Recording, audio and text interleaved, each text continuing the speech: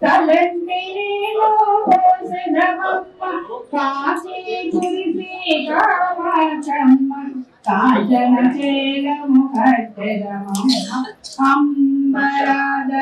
అంబరాజరాజేశ్వరిని భక్తిగా మదిలో తలచెదమమ్మ అష్టాదశ సువాసినికి అర్చన చేతమురారమ్మ సంకలు వెలసిన సాకరి దేవికి కుంకుమ తిలకము నేర్చెదమమ్మ సంకలు వెలసిన సాకరి దేవికి కుంకుమ తిలకము నేర్చెదమమ్మ శ్రీమాత్మత శ్రీ భ్రమరాంబికకు ఆదిక సింధూరమంచెదమమ్మ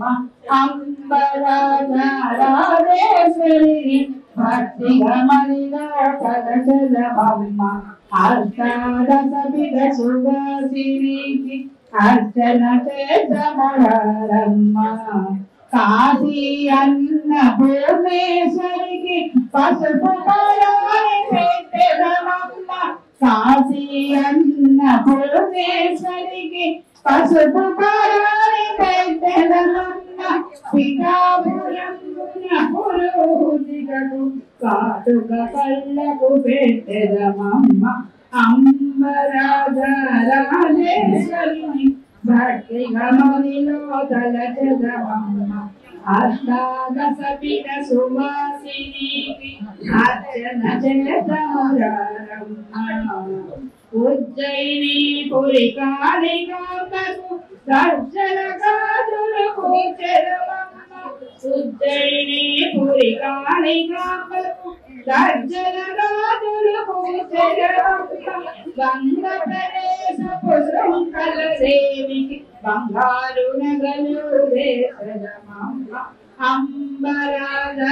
అంబరాజరాజేశ్వరిని భక్తిగా మదిలో తలచెదమమ్మ అష్టాదశ పీఠ సువాసినికి అర్చన చేతమురారమ్మ జానిపురం గుణగిరి జాదేవి రాజులు జగదమమ్మ రాజేశ్వరిని భక్తిగా మదిలో తలచెదమమ్మ ఆయక సమర్పణ చేసెదమమ్మ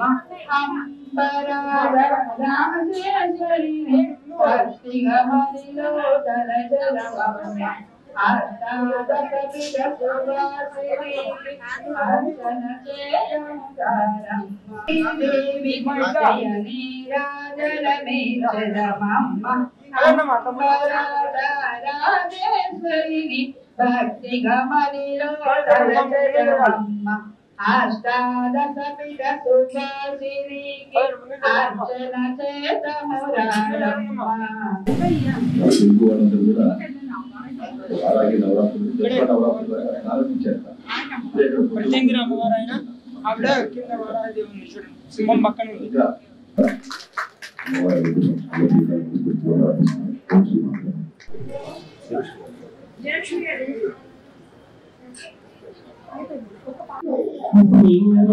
గంభీర దేవీరా పరివార శ్రీకాచార్యని మంగళం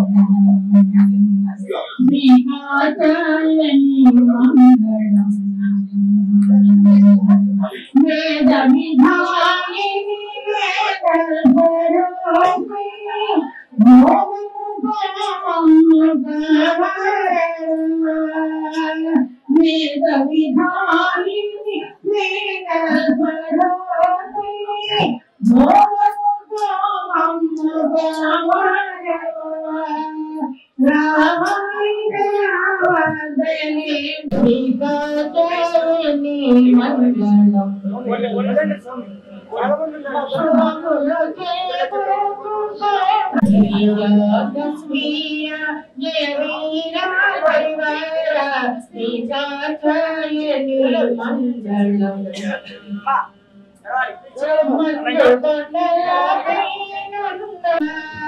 మంజు కొండల మహేశ్వరి బ్రహ్మముల తెల్లని అందారద కొండని అండ మంగళం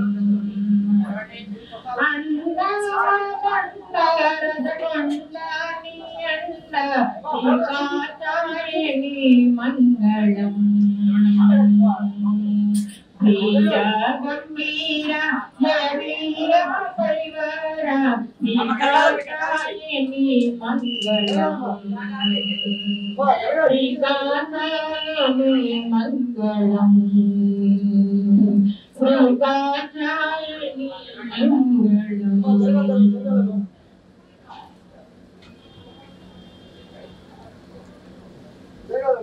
అయ్యే జరగాలి తొందరగా ఇక్కడ నిలబడదా అమ్మా అమ్మాయి జరగాలి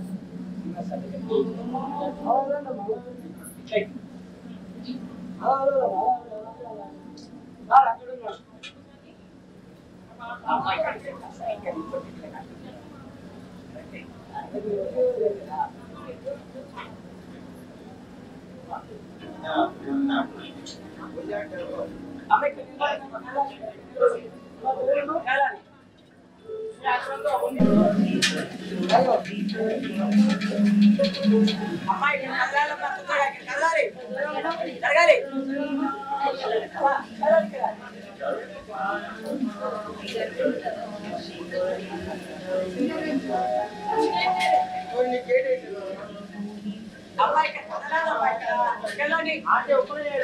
బయట చాలా మంది నిలబడుతున్నారు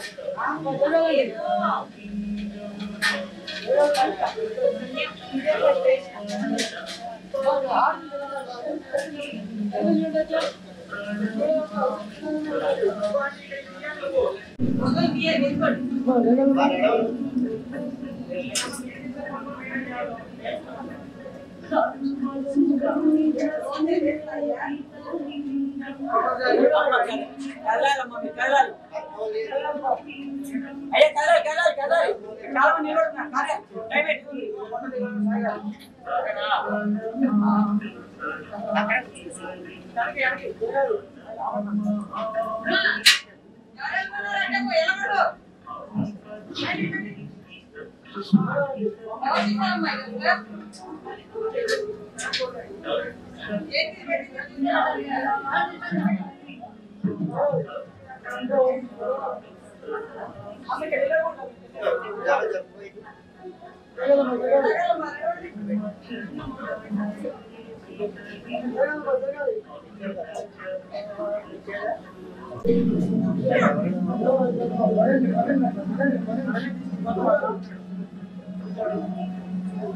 అయ్యా మీరు జరగాలి పారేయాలి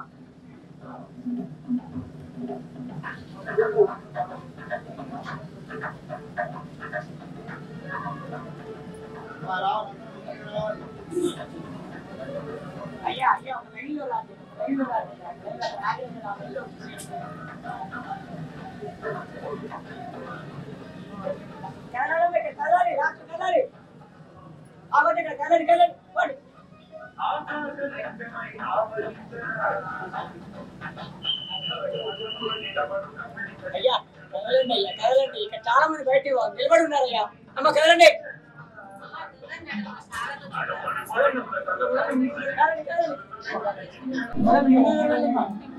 సంతోష్ గారు ఏం చేస్తున్నారు చెప్పండి.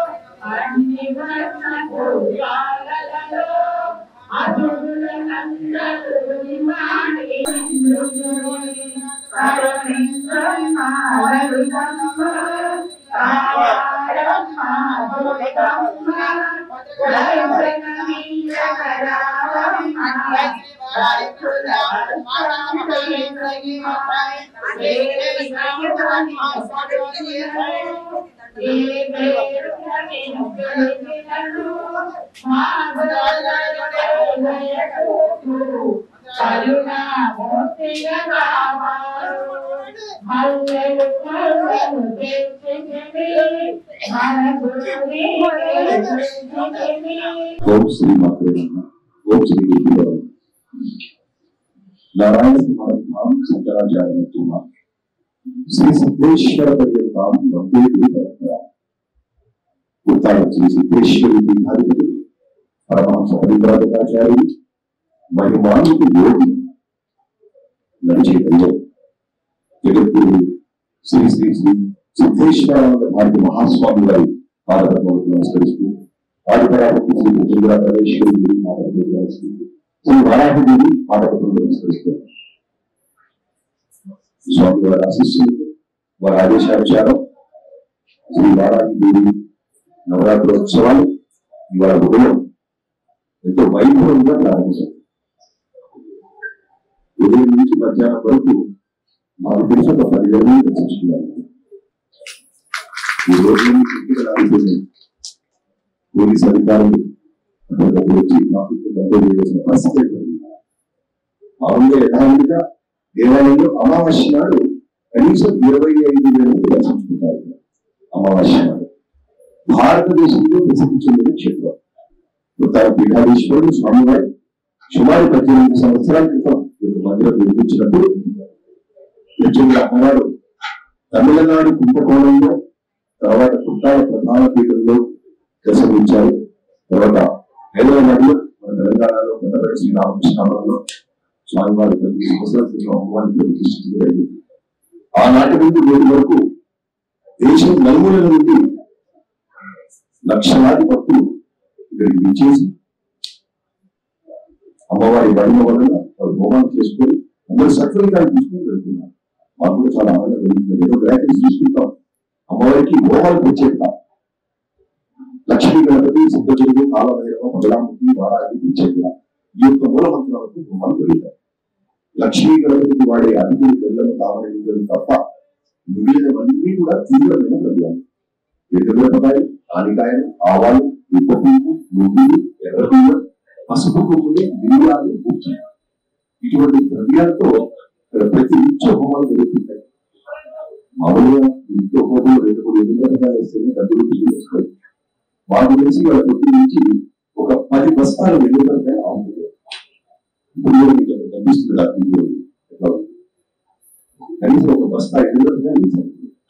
ఎక్కడ డబ్బులు కానీ దుడ్డులు కానీ స్వామివారు గత జనవరి నెలలో భారతదేశంలో ప్రప్రథమంగా మొట్టమొదటిసారిగా 25,000 కిలోల ఎండుమిరపకాయలతో కోటికి చెందిన మహాయాగం ఇంతియాజ్ చేయడం జరిగింది.